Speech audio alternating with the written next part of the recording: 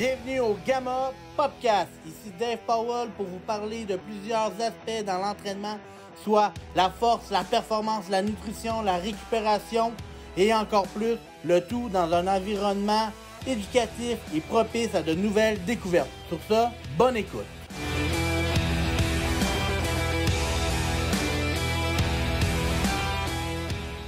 Salut à tout le monde, bienvenue au Gamma Podcast. Aujourd'hui, on va parler de performance, puis je suis très content d'inviter mon ami à moi, Stéphane. Salut Steph, ça va bien? Yes, ça va super bien toi, Dave? Yes. En fait, pour ceux ici qui ne le connaissent pas, c'est là, Steph, présentement, tu es dans l'Ouest canadien, c'est ça? Ouais, exactement. Je suis à Edmonton, en Alberta, en ce moment. Là. Nice, nice. Fait que, parle-moi un peu de toi, parle-moi de, tu sais, t'es qui, parle-moi un peu de ton background sportif. Parle-moi de toi un peu, là.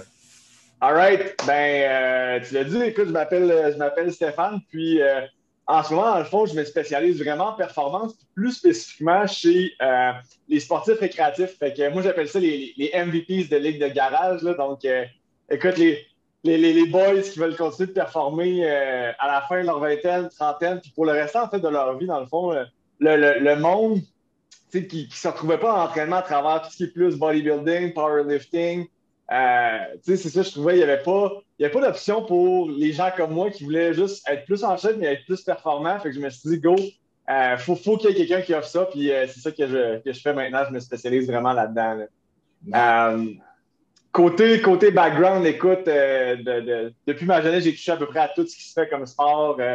J'ai joué au baseball, au basket. Par la suite, j'ai switché vers la boxe amateur. Puis là, de façon plus récréative par la suite, j'ai vraiment fait des ligues de garage. J'ai joué dans le football senior, j'ai joué au flag foot, j'ai joué au basket, évidemment. Je continue à jouer au basket dans des ligues de garage. Puis j'ai même essayé la crosse aussi là, à travers tout ça. Good, nice. Puis c'est vraiment cool parce que je pense que tu offres un service, comme tu dis, un peu différent avec les ligues de garage, avec les MVP. Puis je pense que de plus en plus, ben, les gens sont axés. C'est pas tout le monde qui aime aussi les gyms ou autres. Fait que tu es capable de combiner. Ben, si tu veux performer dans ton sport, que tu joues, tu sais, je vais y aller souvent, je pense, avec les ligues de garage d'hockey, l'été avec le baseball. Puis le basket, j'en connais pas beaucoup, mais je sais qu'il y a beaucoup de hockey, c'est super populaire, ligue de garage. Mm-hmm. Baseball. Fait que, ben, ou Balmol, là, c'est vraiment cool parce que, il y en a qui veulent vraiment performer. Puis, je pense qu'il y a quand même des gros calibres, là, de ce côté-là. Ça ressemble à quoi en ce moment, tes athlètes que tu as un peu là, dans tes MVP de Ligue de garage? As-tu encore une spécialité un peu plus que tu touches présentement? Ben, de moins en moins, tu sais, avant, je me spécialisais beaucoup justement en basketball, puis j'étais beaucoup dans la performance, plus au niveau plus jeune, justement, tu sais, le secondaire, collégial. Puis quand j'ai fait la transition vers justement tout ce qui est plus les ligues de garage, justement, ben, je te dirais que c'est rendu très diversifié, mais ce qui revient souvent, écoute, le golf, c'est super populaire, mais beaucoup le hockey, beaucoup le basket, puis je te dirais flag foot, ça revient assez souvent. Puis de façon générale, c'est tout du monde. Tu sais, ça attire beaucoup de monde qui sont compétitifs, et que c'est du monde qui vont jouer à peu près à n'importe quel sport du moment qu'il y a un enjeu et qu'il y a de quoi gagner. Là. Nice, good. Puis dis-moi un peu, là, vu que tu as testé un peu les deux univers, Ouais. tu vois-tu un peu quand même une différence entre un athlète qui est, mettons, secondaire, peut-être collégial, versus quelqu'un qui a fini sa carrière peut-être collégiale, universitaire, mais qui continue à jouer dans des ligues de garage? Tu vois-tu un peu une différence, ça, dans leur mentalité, dans leur préparation, autre, que tu as pu découvrir un peu au fil des dernières années? Écoute, c'est une excellente question. Je te dirais que la grosse différence au niveau du mindset, c'est que rendu dans la ligue de garage, souvent il y a une réalisation qui se fait, puis je te dirais, la réalisation se fait autour de la mi-vingtaine, généralement. Puis c'est juste que tu vois tout le monde qui. Tu sais, t'es supposé être dans fleur de l'âge, puis tu vois tout le monde autour de toi qui est comme en train de dépérir, t'es en train d'être out of shape, plein de monde qui se blesse. Tu sais, moi, j'en ai vu plein autour de moi, du monde qui se pète le tendon d'Achille, se déchire le croisé antérieur, des choses comme ça, alors que c'est du monde qui s'entraînait, c'est du monde qui est dans la fleur de l'âge. Fait que la réalisation, je pense, pour beaucoup de monde, c'est ils voient les petits bobos sortir, ils voient les autres se blesser, ils voient les autres dépérir un peu. C'est gros comme terme, mais quand même, Puis, beaucoup voient ça comme, hey, je veux pas perdre un step, je veux pas me blesser, je veux pouvoir continuer à jouer longtemps. Fait que le mindset est beaucoup plus axé sur, je veux continuer de performer à un niveau, je veux m'améliorer, mais avant tout, je veux pouvoir jouer longtemps à mon sport versus, on va dire, collégial, universitaire, secondaire, mais c'est plus un mindset de, je veux être le meilleur, puis le volet, tu sais, pas se blesser, ils l'ont pas vraiment en arrière-pensée. C'est en plus, je veux juste être plus performant. Ça, je le retrouve énormément quand même avec les athlètes de ligue de garage, mais c'est juste que le volet, pouvoir jouer longtemps est super important parce que à la base, c'est de continuer à avoir du fun à faire les activités que t'aimes. Ah, en plein ça, je pense que tu as absolument raison. Là.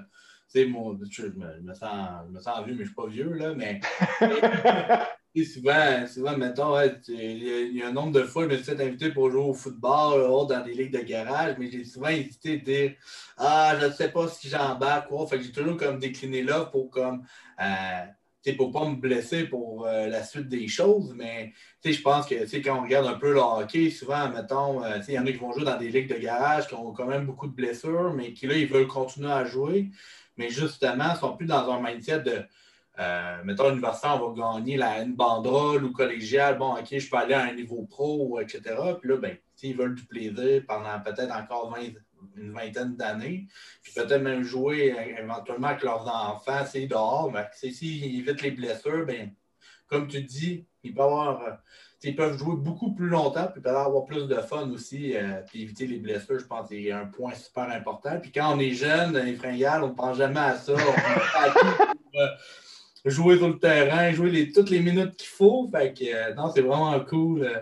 C'est cool de voir ça. Puis je pense de plus en plus, on se transige. Tu as parlé de golf aussi, fait que ça m'a comme Ouais, interpellé, là. Fait que, je vois aussi que c'est un sport qui grandit de plus en plus auprès des jeunes, mais on le voit un peu ces terrains là, que les gens veulent jouer. Puis que je pense qu'avec la pandémie, je pense que ça a fait un step-up au niveau du golf, vu que c'était quasiment un des seuls sports qu'on pouvait. Fait que, c'est vraiment cool de voir ça. Dis-moi. si, Dave, si je peux faire du pouce sur ce que tu as dit par rapport aussi au monde qui veulent continuer à jouer longtemps. Puis c'est ça l'affaire, c'est ce que je remarquais, puis même pour moi-même, c'est que la majorité du monde qui tripe sur le sport, on va en faire jusqu'à l'âge d'à peu près 20 ans. Des fois, c'est moins que ça. Si tu arrêtes au secondaire, ben, à 17 ans, tu arrêtes d'en faire. Si tu joues collégial à 19-20 ans, puis on s'entend, ceux qui jouent universitaire, c'est plus rare. Mais tu sais, pour la majorité du monde, le sport compétitif va arrêter autour de l'âge de 20 ans.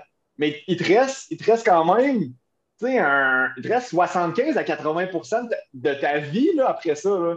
Tu sais, tu peux pas te dire, je vais avoir fait ce que j'aimais puis pendant comme 20-25 de ma vie, puis après ça, ben, c'est comme, ah, je suis rendu trop vieux, ça fait aucun sens.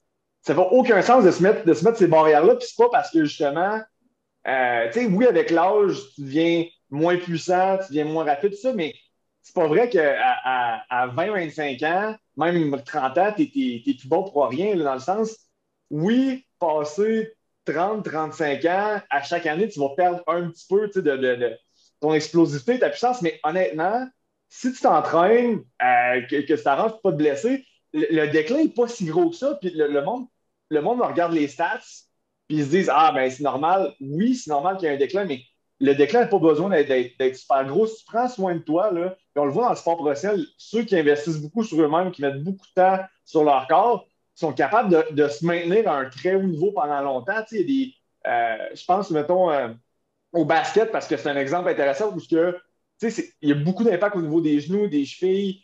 C'est super stressant pour le bas du corps, mais tu as des gars comme LeBron James, Vince Carter et autres, ces gars-là réussissent, fin trentaine. Vince Carter a joué jusqu'à 42 ans, je pense, réussit à jouer dans la meilleure ligue au monde, à performer à haut niveau, puis pas trop perdre de step avec le temps. C'est faisable.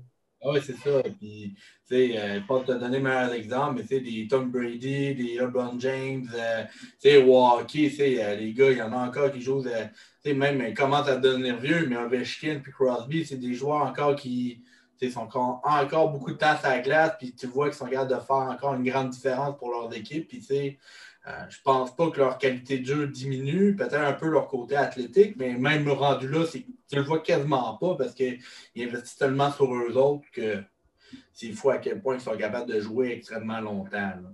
Puis dis-moi un peu, Ouais, quand on est un athlète, ouais. pourquoi, quand tu coaches tes athlètes, autant, mettons, ligue de garage ou autre, pourquoi que tu te concentres principalement avec tes athlètes? Pour qu'ils C'est une puissent. excellente question, Dave. Moi, je te dirais, puis je voyais que tu sais, les 3 points que je trouve qui ressortent le plus pour la majorité, puis je te dirais, vu que la majorité de ma clientèle, c'est vraiment les athlètes de ligue de garage, je vais te dire ce qui ressort le plus. La première des choses, c'est qu'ils ont une composition corporelle qui n'est pas idéale. Pour la majorité, c'est surtout qu'ils vont avoir un pourcentage de gras qui est trop élevé, dû majoritairement à des mauvaises habitudes de vie. Fait que moi, c'est ça, c'est un gros aspect de ce que je fais, c'est de travailler tout ce qui touche le sommeil, la digestion, le stress, puis évidemment l'alimentation. On travaille beaucoup les habitudes de vie pour baisser le pourcentage de gras parce que dans la machine des sports compétitifs comme ça, ben, plus tu traînes de gras, généralement, plus c'est du poids mort qui te ralentit, qui te rend moins explosif. Puis, overall, ça fait aussi que tu as une moins bonne récupération, tu as une moins bonne capacité à prendre la masse musculaire. Puis, ça reste quand même un objectif qui revient souvent aussi, même pour les gens que j'entraîne, même si la performance est en avant-plan. Fait que je te dirais, la première des choses, c'est de travailler les habitudes de vie pour avoir une meilleure composition corporelle. Euh, la deuxième des choses que je te dirais, c'est malgré le fait que la majorité s'entraîne déjà beaucoup puis depuis longtemps, puis qu'ils font justement font beaucoup de force, puis tout ça, c'est justement c'est qu'ils sont pas assez forts. Ils sont pas assez forts, mais puis ça peut-être que tu l'as déjà vu, ils sont pas assez forts, mais font beaucoup de force. Ils en font énormément, mais ils se brûlent, c'est mal dosé, c'est mal fait. Ils deviennent forts sur les mauvais exercices, fait que ça n'a pas de transfert vers la performance. Puis c'est ça, ils sont pas assez forts sur des mouvements clés. Puis l'autre aspect, puis ça, c'est côté training, je pense que c'est le plus important, c'est qu'ils font pas assez de travail dynamique. Parce que l'affaire qui arrive, puis pour revenir à ce que tu disais, la différence entre un athlète, mettons, collégial, universitaire, secondaire, whatever, versus un athlète de ligue de garage, c'est que l'athlète de ligue de garage va faire des actions dynamiques, va faire du sport dynamique, des mouvements explosifs, une game, peut-être 2 dans sa semaine, 3 s'il est vraiment craqué, mais tu sais, c'est plus souvent 1 à 2 fois, puis 2 fois, je suis généreux. Fait que tu sais, une fois dans ta semaine où tu sprints, tu fais des sauts, tu fais des changements de direction, tu travailles dans 3 dimensions de façon très explosive versus, exemple, un athlète collégial qui pratique à tous les jours une game la fin de semaine, qui fait ça 5, 6 fois semaine sur des très longues périodes, ben on s'entend-tu que peut-être que l'athlète collégial, il est pratiquement saturé en termes de travail, tout ce qui est plio, vitesse, etc.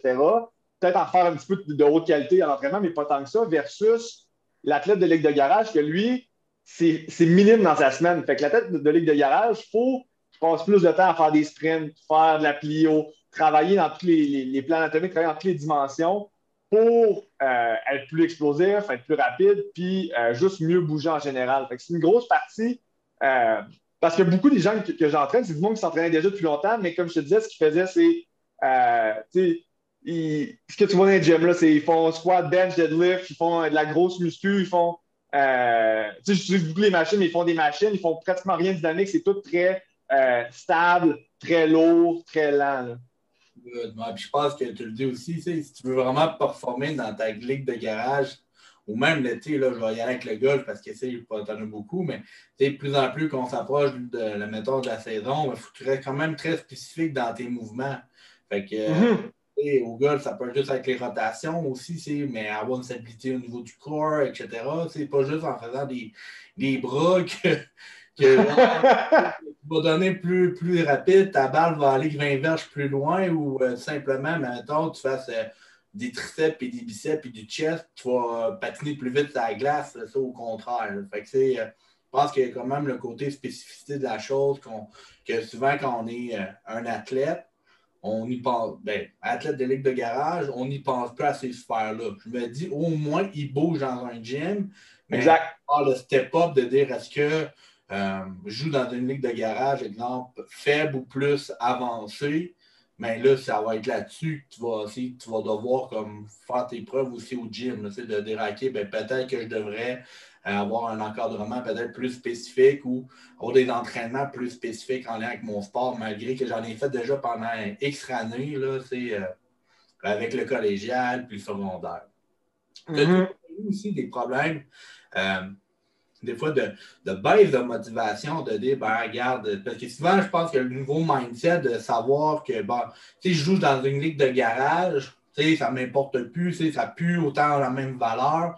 Est-ce que des fois, ça arrive que avec des athlètes que tu dois travailler un petit peu plus sur leur mindset? Honnêtement, là, pas tant que ça.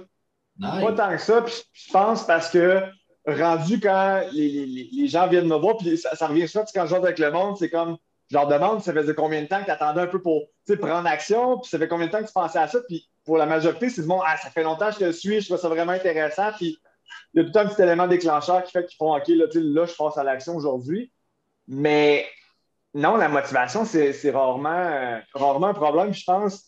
Puis ça doit être de ton côté aussi. Tu sais, quand tu mets les systèmes en place qu'il faut pour que les personnes soient redevables, puis tu sais, l'autre affaire, c'est que récemment, ça fait peut-être un mois et demi que j'ai instauré un groupe privé pour les personnes qui travaillent pour amener, même s'ils sont en one-on-one, même si c'est du personnalisé à 100%, pour amener le feeling justement d'équipe, de gang.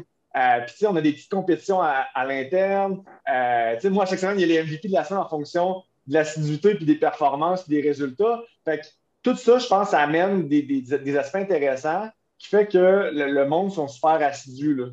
Nice. Puis là, on va aller un petit peu dans un volet assez, vu que tu as touché un peu avec beaucoup d'athlètes dans plusieurs sphères. Selon toi, quand on part d'un athlète qui désire faire un sport X au secondaire puis transiger collégial, c'est quoi le step dans leur game qu'ils doivent faire? Puis entre collégial et universitaire, c'est quoi le step qu'ils doivent faire? Puis tu peux prendre un exemple, par exemple le basket, puis le step pour peut-être devenir pro éventuellement. Parle-moi des différentes étapes là, qu'on entraîne un athlète de A à Z, mais qui part d'étape par étape. Mais je pense que de secondaire à collégial, tu sais, je vais prendre l'exemple d'un gars, là, parce que je travaille majoritairement avec des gars, mais de secondaire à collégial, tu veux devenir un homme parce que tu vas jouer contre des hommes. Là, tu sais, tu vas jouer contre des gars de 19-20 ans. Là. Puis peu importe le sport, il y a un aspect physique. Tu sais, oui, mettons, au football, c'est plus marqué, mais que ce soit au basket, au soccer, whatever, l'aspect physique est super important.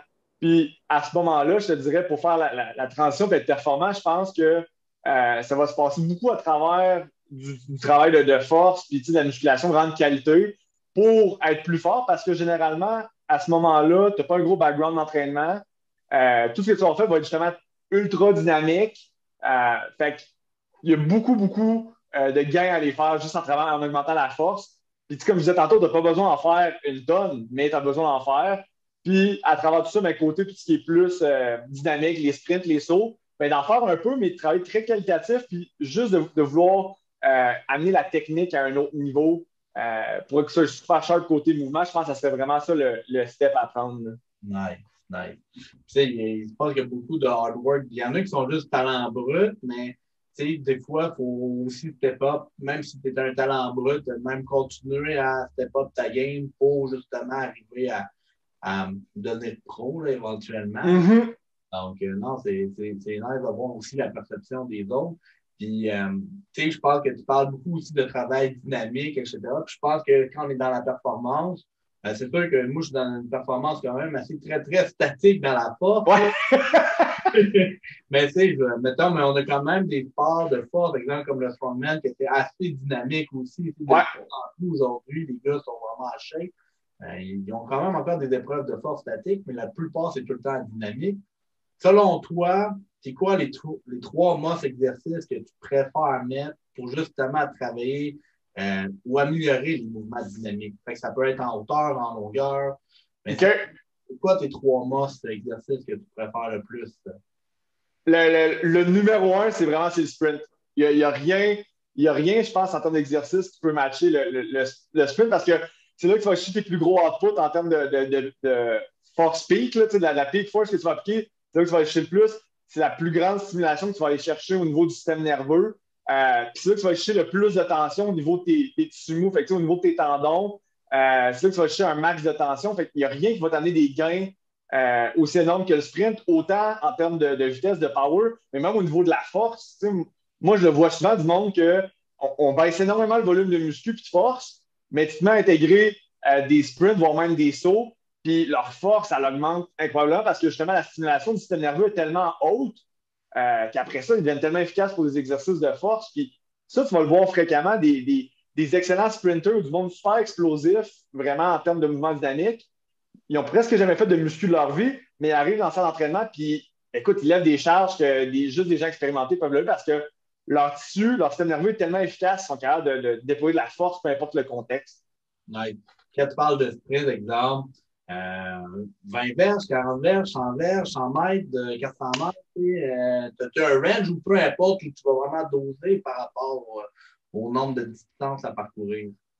Je te dirais, le minimum, dans le fond, généralement, je vais partir le monde sur Saint-Verge, juste pour amener ça. Fait que déjà là, c'est un gros plus. Puis après ça, je vais augmenter graduellement. Puis je te dirais, là, c'est.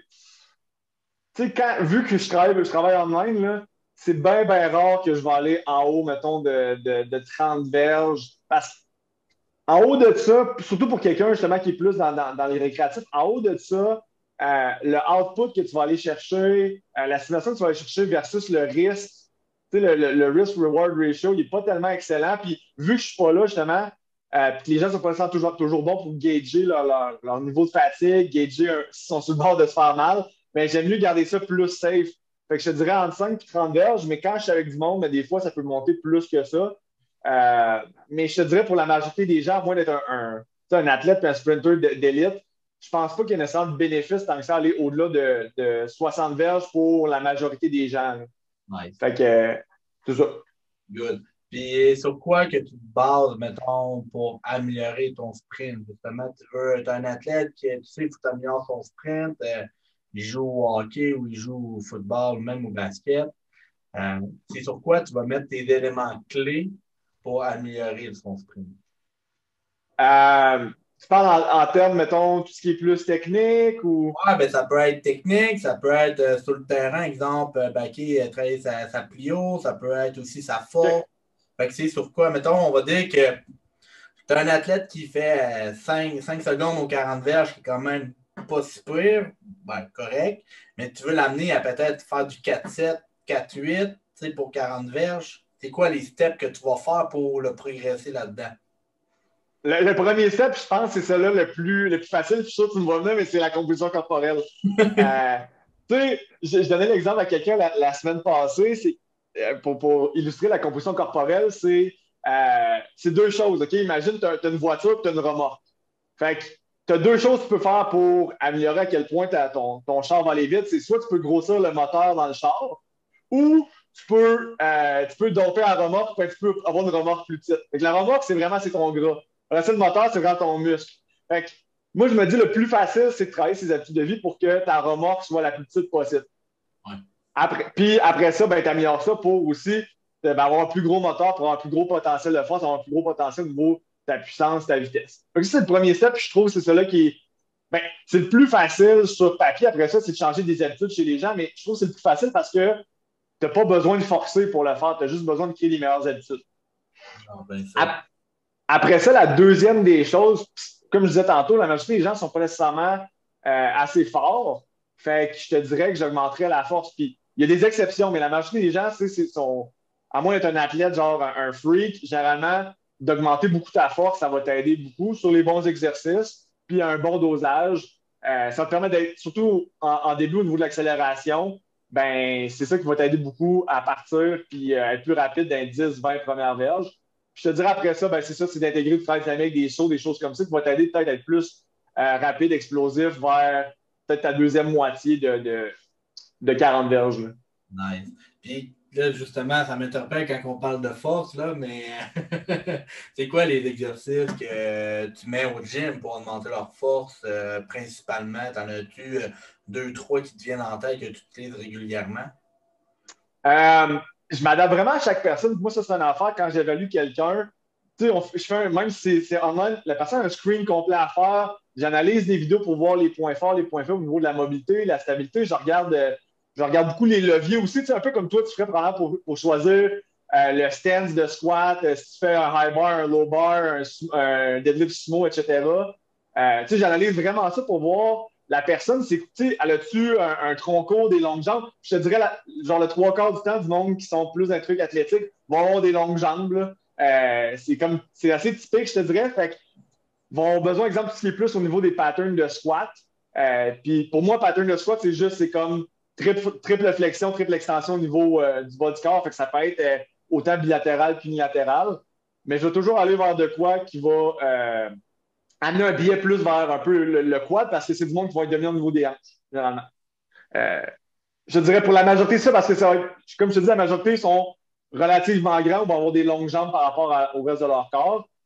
Fait que mes exercices préférés, ça va généralement être, si on parle plus au niveau du pattern de squat, j'aime beaucoup travailler avec j'aime beaucoup travailler avec le Bulgarian Split Squat, mais sur Smith Machine. Puis là, il y a plein de monde qui vont capoter, mais honnêtement, tu l'essayes, c'est insane parce que le pourquoi j'aime ça, c'est que tu peux vraiment loader ta jambe énormément. Puis, c'est super stable. Fait que tu peux vraiment exploser. C'est comme quand tu fais du speed work, pour exemple, un squat, tu peux exploser, mais tu es super stable. Tu n'as pas l'instabilité du fait d'avoir, mettons, des dumbbells. Fait que tu peux exploser beaucoup. Puis l'avantage, c'est que, évidemment, tu n'as pas autant de poids sur tes épaules. Fait que tu n'as pas la même compression au niveau de ta colonne. Fait que tu es capable de vraiment exploser avec ta jambe. Puis c'est ta jambe le facteur limitant et non pas ton tronc comme dans un squat bilatéral standard. J'utilise quand même les squats vraiment souvent. Par contre, je vais l'utiliser plus comme exercice de force principale vers le monde qui sont justement plus débutants, je te dirais, ou bien qui n'ont pas un gros background, puis là, ça va vraiment stimuler leurs jambes. Puis j'utilise beaucoup le squat aussi, puis les variantes de squat, plus à des fins d'hypertrophie fonctionnelle, d'augmenter vraiment la force du muscle en tant que tel. Puis là, on va aller vraiment chercher des grandes amplitudes pour que les genoux soient forts dans des grandes amplitudes. Mais je te dirais généralement que le monde plus avancé, mais mon squat bilatéral va plus être un outil d'hypertrophie fonctionnelle, de prévention de blessures, puis je vais utiliser plus des mouvements unilatéraux stables pour le power output, juste pour justement pas avoir le load au niveau de la colonne. Nice. Puis tu penses, tu sais, quand tu dis un peu, tout le monde rit un peu sur la machine free squat, mais je pense que c'est une super de belle variation parce que, tu sais, dans le sens, tu es très, très statique. Tu peux focuser beaucoup plus sur ta technique, puis de surtout focuser sur la contraction musculaire, tu sais, toute la charge qui va s'imposer sur ton quad. Tu sais, je sais pas s'il y en a beaucoup, là, mais des fois, il y a beaucoup de personnes qui ont de la misère à ressentir des muscles quand ils s'entraînent, mais ils doivent toujours bien les ressentir. Fait que dans des mouvements peut-être plus statiques, puis là, avec la machine, c'est encore plus, c'est vraiment, t'es bien positionné. Fait que, il n'y a pas de façon que tu vas tomber en déséquilibre, à part si tu n'as vraiment pas d'équilibre, là, puis que, une fois que tes propriocepteurs sont vraiment comme un peu à travailler, mais sinon, par ça, je pense que c'est super une belle variante. C'est pas, je pense que ça peut inclure là, pour beaucoup d'athlètes, mais c'est aussi pour juste les gens qui sont juste en prise de masse ou autre, là, tout simplement. Là.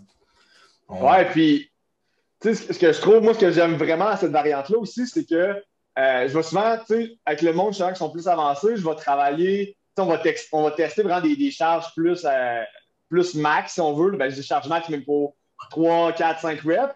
Puis après ça, je vais venir travailler, tu sais, comme ça se fait en powerlifting, plus en strength skill, fait qu'avec en sous-maximal, mais où il y a l'intention d'exploser le maximal.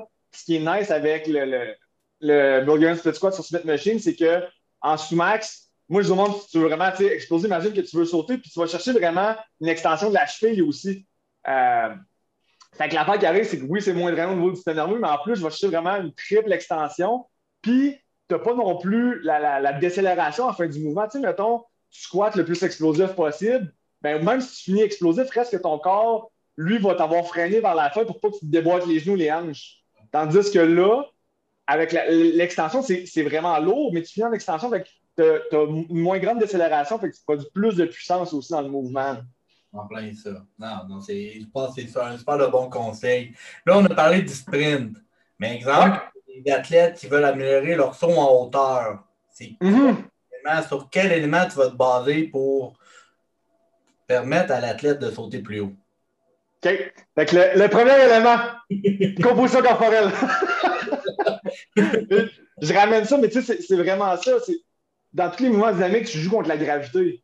Qu'à un moment donné, c'est moins tu as de poids mort à traîner, meilleur tu vas être, c'est clair. Après ça, Tu sais, je te dirais les points clés. La force est là, euh, dépendamment du saut en hauteur que tu fais. Si tu fais un saut en hauteur statique, la force max va avoir vraiment un gros impact. Parce que justement, tu n'es pas nécessairement restreint dans le temps que tu peux prendre pour faire ton saut. Fait que c'est sûr que tu vas souvent voir, mettons, justement, des strongmen, des powerlifters, même s'ils sont super pesants, super gros, vont être capables de faire des sauts en hauteur vraiment impressionnants parce qu'ils ont beaucoup de force.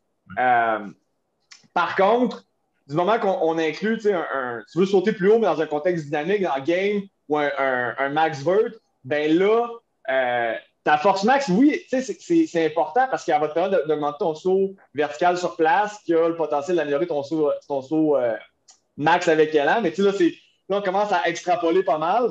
Fait que pour un saut en hauteur, mais avec un élan, ben là, ça va être vraiment plus de travailler tout ce qui est le bas de la jambe, fait que c'est très explosif, très réactif au niveau de la cheville, du mollet, du tendon d'Achille. Puis, juste de capable de faire des transitions aussi exemple, de passer d'appliquer de la force à l'horizontale, à la verticale. Puis, je te dirais, la meilleure façon là, pour améliorer un max vert, c'est de le pratiquer, fait que c'est d'avoir un objectif à aller toucher, exemple, que ce soit un panier de basket, ça soit il y a de quoi l'accrocher, puis de tout le temps mettre ça de plus en plus haut pour avoir un point de référence à savoir si tu t'améliores. Parce que le corps, là, c'est simple. Si tu te rends compte que, OK, j'ai atteint un meilleur objectif, le corps va se réorganiser à faire, ben c'est ça qu'il faut que je fasse comme technique pour avoir le meilleur résultat possible parce que tu as un feedback directement. Puis, encore une fois, que le saut vertical sur place, ça peut être un peu la même chose. Tu sais, mettons, tu fais un test sur un vertex comme au NFL Combine, ben, tu le vois si ton saut était bon ou pas bon. Fait que ton corps se réorganise pour avoir le meilleur résultat possible. Mais reste que pour le saut vertical sur place, ben, la force va avoir vraiment un plus gros impact. Puis je te dirais, saut vertical avec des pas d'appel, avec élan, ben là, vraiment, la technique est super importante. Puis là, ça va être plus une question, justement, de vitesse aussi, de technique, de transférer de la force horizontale à verticale. Nice. Puis, on va y aller avec les sauts en longueur. Sur comment tu, à part la composition corporelle, sur quoi d'autre que tu vas te concentrer pour l'améliorer sur le saut en longueur? Le saut en longueur, c'est quand même une débute assez spéciale parce que moi, c'est ça que j'ai remarqué, c'est très technique. Même si c'est quand même statique, là, c'est très technique. Fait que je pense qu'il faut le pratiquer. Un drill que j'aime beaucoup pour l'entraîner, c'est bend resisted. Fait que tu t'attaches un élastique autour des hanches, tu l'attaches en arrière de toi. Puis ce que ça fait, c'est que ça te force vraiment à. D'un, tu peux te laisser tomber vers l'avant parce que tu n'as pas peur de planter en pleine face. Puis, tu as vraiment un point de référence pour venir faire une grosse extension de hanche, pour vraiment les pousser loin vers l'avant. Puis, ce qui est avantageux, c'est que tu n'as pas la peur de devoir atterrir de vraiment loin avec beaucoup d'impact parce qu'un saut en longueur, c'est quand même un mouvement très avancé. C'est beaucoup de stress pour les genoux parce qu'ils vont énormément bouger loin vers l'avant avec beaucoup de force, beaucoup d'impact. Fait que je trouve que d'ajouter un bend au niveau des hanches pour résister à ça, c'est une bonne façon d'apprendre à vraiment te laisser aller vers l'avant. Puis avec le temps, ben, tu fais juste, mettons, enlever de la résistance au niveau du bend, puis éventuellement le faire sans. Puis sinon, autre que des exercices, mettons, plus spécifiques au saut en longueur, je te dirais juste d'améliorer tout ce qui est extension de la hanche. Fait que, vraiment, le hinge, que ce soit le Romanian deadlift, que ce soit un deadlift, chabar deadlift, etc. Juste pour améliorer la force en général là-dessus. Je pense que c'est super pertinent. Puis juste je pense aussi d'être fort overall, d'être bien balancé, ça va aider énormément. Ouais, super. Je pense que, parce que souvent, il y a beaucoup d'athlètes que justement, ils veulent améliorer, ben, à part leur force, les athlètes, souvent, ils veulent améliorer leur sprint, leur saut en hauteur, leur saut en longueur, puis leur fameux test de plate au bench pour le show, mais souvent, c'est pas mal les qualités athlétiques. On va revenir un peu avec tes MVP parce que là, Ouais. la saison de hockey termine pas mal pour les ligues de garage. Mais la saison d'été du golf commence tranquillement pas vite. Yes. Savoir un peu comment que tu planifies tranquillement, mettons là, tu dis OK, ben la saison commence dans les prochains mois. Fait que là, sur quoi que là, tu vas te prioriser prochainement pour les joueurs de golf pour qu'ils puissent avoir leur saison, commencer leur saison en force? Hey, je te dirais bien sincèrement, Dave, tu sais, moi, mon but, c'est que la personne soit le plus balancée possible, le plus synthétique possible. Oui, il va y avoir des affaires qui vont être plus spécifiques, mais reste que Tu sais, même si le golf, tu as les pieds ancrés au sol, ça demande énormément de puissance. Ça demande d'être mobile, d'être fort en rotation, tout ça, d'être stable. Mais reste que c'est tous des points que tu retrouves au hockey.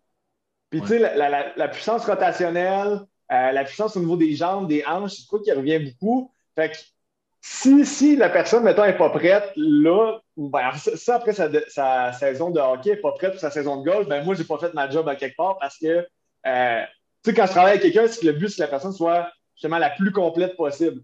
Puis en focusant évidemment sur ses objectifs plus spécifiques, mais de façon générale, tu sais, moi, les gens qui travaillent, ils deviennent plus forts, ils deviennent plus explosifs, mais ils deviennent plus mobiles aussi, ils deviennent plus. Ils bougent mieux aussi. Là. Fait que, il n'y a pas un point particulier parce que généralement, on l'a déjà travaillé, ces points-là qui sont importants pour le golf, que ce soit la force de rotation, anti-rotation au niveau du corps, la mobilité thoracique, la mobilité des hanches, puissance au niveau des hanches, du bas du corps. Fait que, tout ça, c'est déjà fait. Là. Ouais, c'est ça. Puis, tu sais, mais c'est sûr que souvent, les joueurs de hockey doivent pas mal jouer au golf en même temps, là. C'est pas mal Pas leur. mal. Mais, tu sais, pour vrai, honnêtement, je parle tous les points que tu as dit pour les gens qui jouent au golf, là, puis moi, je suis là le premier. Mais c'est vrai que plus que tu es mobile, plus que tu as une amplitude de mouvement au niveau de ta hanche, au niveau thoracique, ben, c'est mieux que ça va être. T'sais.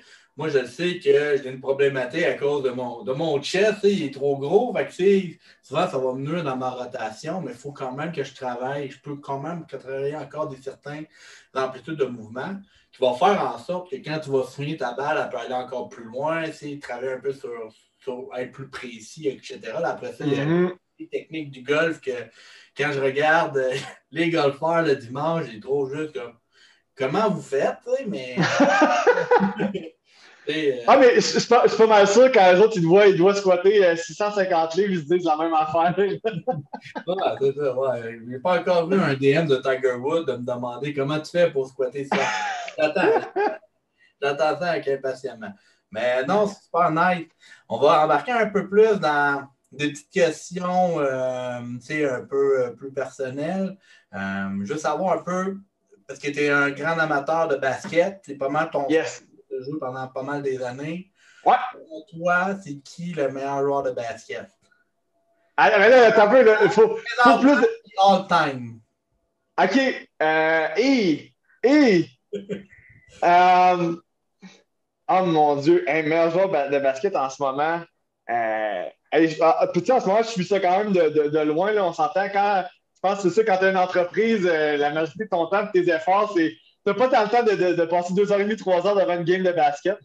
Là. Écoute, meilleur ensemble, en termes de à quel point il est dominant, je pense, je dirais avec Yanis des Bucks, mais écoute, Kevin Durant est très solide. Puis honnêtement, je ne m'attendais pas à ce qu'il revienne aussi bon que ça de sa blessure. C'est difficile. J'aime beaucoup Joel Embiid aussi, là, mais c'est vraiment trop dur à dire. Puis je te dirais, euh,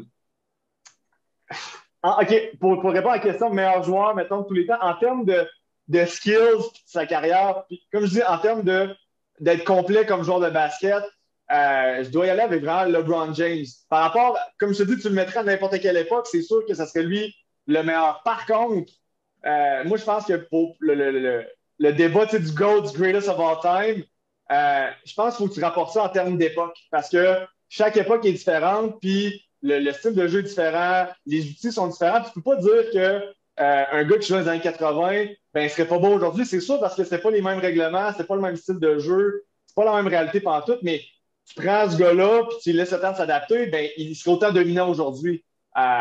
Fait que tout ça pour dire que le greatest of all time, tant qu'à moi, par rapport à ce qu'il a fait dans son époque, c'est Michael Jordan de façon incontestée. C'est lui le greatest of all time parce que pour son époque, c'est lui qui a le plus gros impact vraiment sur le sport. Puis tu sais, c'est lui qui fait que la majorité de nous autres jouent au basket aujourd'hui, c'est lui qui a rendu le basket vraiment global comme le soccer league.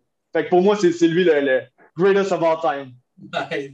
Puis je suppose probablement que la réponse va, tu l'as déjà nommé, mais si on regarde dans tout sport confondu, là, c'est tous les athlètes professionnels que tu as vu un peu par soit les réseaux sociaux ou par les games RDS ou peu importe, quel athlète qui te fait vraiment comme wow à quel point que genre il est vraiment fort pour son sport. Là. Mais tu sais, comme c'est l'athlète que genre t'aimerais devenir. Ah, mon Dieu. Tu sais, le, ben, LeBron James, dans un certain sens, mais c'est sûr, dans les dernières années, le gars il est rendu, je pense, à 37 ans. Fait c'est sûr, mais pour 37 ans, le gars il est pratiquement aussi explosif qu'il l'était. Tu vois qu'il y a un petit déclin, mais pas beaucoup. Fait que je te dirais, tu regardes tout le long de sa carrière, je pense que c'est le top athlète en termes de. Le gars, il est gros, il est fort, il est super explosif, il est super rapide. Fait que c'est vraiment le prototype de vraiment idéal selon moi. Par contre, en ce moment, c'est pas nécessairement lui. J'aimerais ça à 37 ans être athlétique de même. Là. Mais mettons, top athlète en ce moment, un qui m'impressionne beaucoup, là, il est blessé puis il est encore en mais Zion Williamson, je sais pas si c'est qui. Mais Ouais. tu sais, c'est un gars de 6'6, 6'7, il pèse, en tout cas, répertorié 2,85, puis le gars comme un saut vertical de 44 pouces, il est juste comme Un monstre. ultra fort, ultra gros, c'est un monstre. Euh, Puis ça m'impressionne énormément, mais sinon, je te dirais, euh, DK Metcalf m'impressionne beaucoup dans la NFL, mais l'athlète qui m'impressionne le plus en ce moment, c'est John Moran des Grizzlies. Le gars, juste la façon qu'il bouge, tout ce qu'il fait sur le terrain, honnêtement, il m'impressionne énormément. Fait que je pense que c'est lui en termes de capacité athlétique de mouvement. Puis si je vois vraiment all around, pour autant la shape, tous les autres traits, vraiment LeBron James tout le long de sa carrière. On va embarquer voir ta force. Faire te tester tes forces il y a pas longtemps. Oh mon Dieu! C'est quoi ton meilleur squat depuis les derniers mois ou ton meilleur squat à la vie? Écoute, mais ça, je pense peut-être que tu ne le savais pas, mais fut une époque où je m'entraînais à faire du powerlifting. À une époque, écoute, en 2016, j'ai aidé ben, c'est pas mon projet à moi, mais j'ai comme aidé à mettre sur pied un club de powerlifting à l'Université Laval. J'ai quand même été des personnes qui ont signé pour que ça parte. Puis à ce moment-là, c'était vraiment comme gros dans un peu ce que tu fais le power building. Là, c'était vraiment, je voulais augmenter ma force, être juste plus shapé, c'était rendu ça mes objectifs. Fait que, écoute, j'étais pas bien gros à ce moment-là.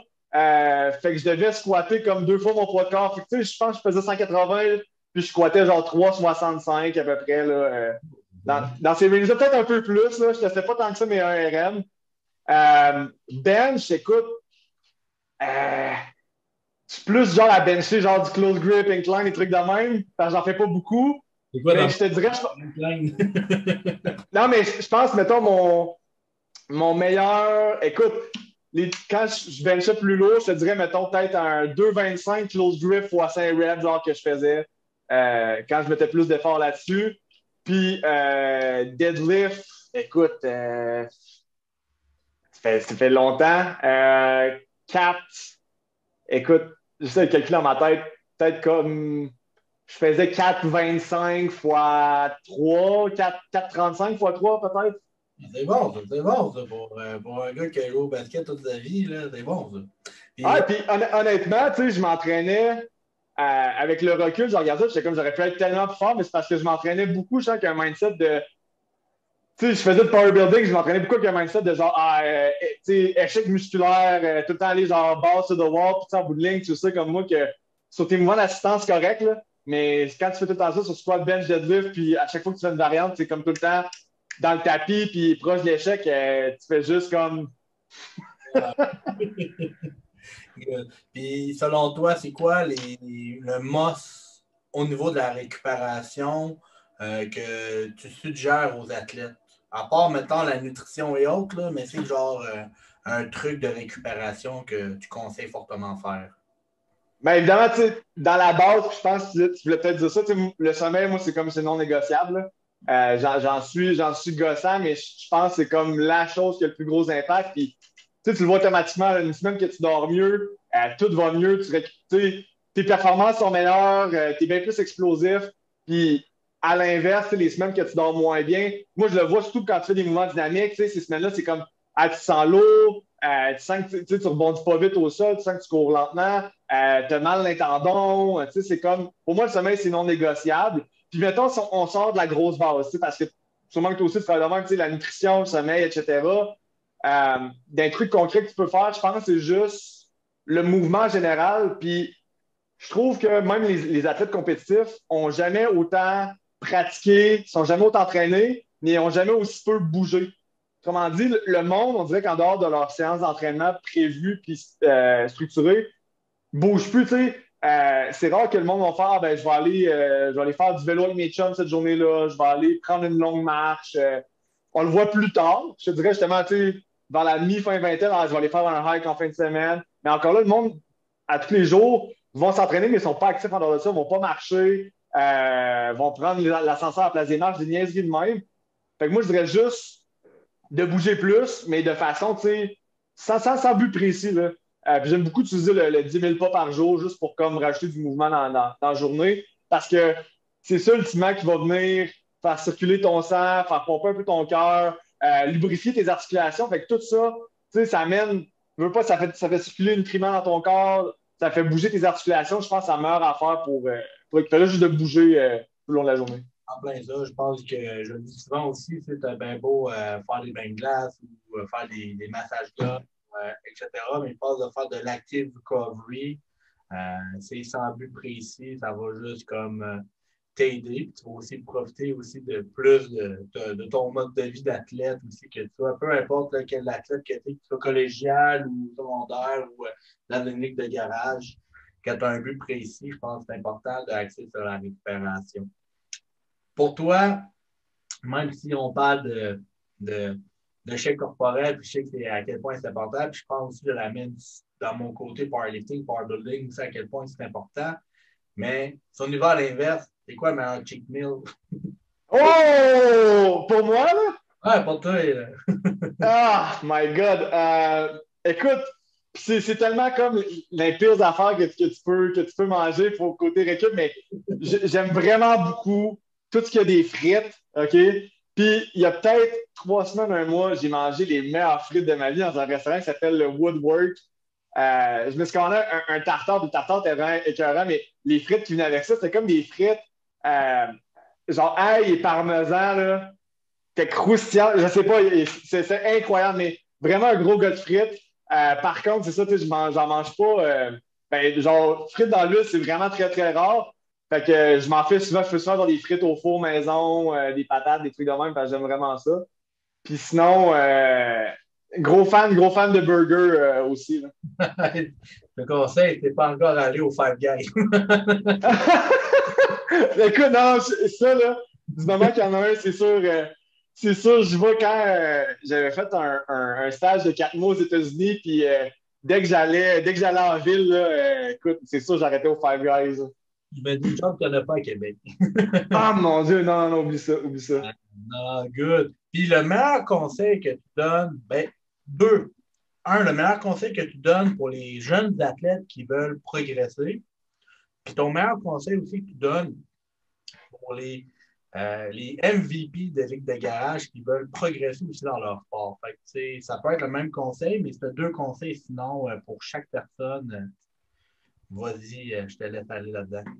Moi, pour vrai, j'ai juste un conseil. Quand tu m'as dit la question, j'ai pensé juste à une affaire, c'est va te chercher un coach. Va te chercher un expert qui va pouvoir t'aider dans toutes les sphères importantes. Tu sais, dans le fond, toutes les sphères dans lesquelles tu n'es pas un expert. Puis là, ça ne veut pas dire que c'est pas parce que tu as écouté une vidéo sur YouTube, ben, tu as fait une formation de médecine que tu es un expert là-dedans.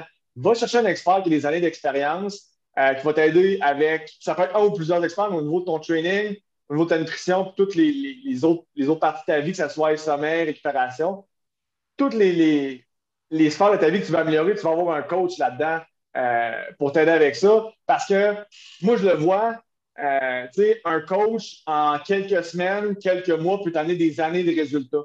Puis, c'est pas, tu sais, oui, je prêche pour ma paroisse, mais c'est parce que je le vois, puis je l'ai vu récemment avec une fille que je prépare pour ses tests de police. Elle, jamais, elle a fait du sport de haut niveau, du hockey de haut niveau, elle a eu des préparateurs physiques, mais pour son équipe, elle n'a jamais rien eu vraiment de temps personnalisé pour elle. Puis, tu sais, on ne cherchait pas à améliorer son saut vertical, mais c'est quand même un des tests qu'on utilise pour tracker la progression au niveau de la puissance. En 4 semaines, elle a augmenté son saut vertical de 4 pouces. En 4 semaines. Puis on parle d'une personne entraînée, une personne qui, au moment qu'on a commencé à s'entraîner déjà, mais c'est juste les petits tweaks au niveau de la structure, les petites affaires vraiment subtiles qu'on ne remarque pas nécessairement, amènent des gros gains. Puis, tu sais, je pense que toi, tu le vois énormément. Puis, on le voit sur les réseaux sociaux avec des athlètes de force, que ça progresse à un rythme super rapide parce que tu l'as vécu toi-même, tu as de l'expérience avec d'autres personnes à leur faire vivre, tu sais c'est quoi la recette gagnante, puis tu sais c'est quoi la recette gagnante pour différentes personnes. Fait que je pense que c'est vraiment ça l'avantage. Vous peut-être aller chercher un coach, puis dans le sens, toi, moi, on n'est pas des experts en entrepreneuriat, ben, on a un mentor pour ça, on a un coach pour ça. Ben, je veux dire, je vais aller si je veux vraiment réussir dans quelque chose, je vais aller me chercher un coach pour ça, parce que je sais que l'investissement vaut la peine. Parce que justement, un expert va t'amener où ce que tu ne pourras jamais aller. En plein ça, puis je pense que beaucoup de monde pense des fois à peur d'investir, mais je pense que des fois un investissement sur une shape ou sur un mode de vie autre, ça n'a pas de prix vraiment là-dessus. Puis je pense que tout ce que tu as dit, ça me touche. Puis ben, en même temps, c'est un peu dans le sens, ça me rejoint parce que c'est, je pense, un peu de la même façon. Là. Fait que non, super nice. Où qu'on peut trouver ces réseaux sociaux, Steph? Écoute, je suis pas mal à une seule place, c'est sur Instagram. Fait que c'est Stéphane, pas de E à la fin, OK? Stéphane, pas de E, barre en bas, Bouffard, Bouffard. Puis je suis très actif à ce niveau-là. Puis écoute, s'il y en a qui ont vraiment qui ont besoin de me rejoindre de façon plus urgente, 418-803-3099. Vous pouvez me texter, appelez-moi, ça me fait plaisir toujours de répondre. Fait que je pense que c'est deux places pour me rejoindre, Instagram et mon cell. Ça ressemble pas mal à ça. Nice, hey, pour vrai, merci Steph. C'était vraiment cool de t'avoir sur le podcast. Pour tout le monde qui a aimé le podcast aujourd'hui, n'hésitez pas de le partager, de le liker, mettez des commentaires. Vous pouvez même aussi voir sur YouTube si vous voulez nous voir, moi et Steph, en vrai, pour voir à qui ressemble. Mais non, honnêtement, n'hésitez pas de laisser des commentaires. Puis aussi, je vous souhaite bonne semaine, gang. Merci encore, Steph, pour ta présence. Hey, c'est un plaisir d'être.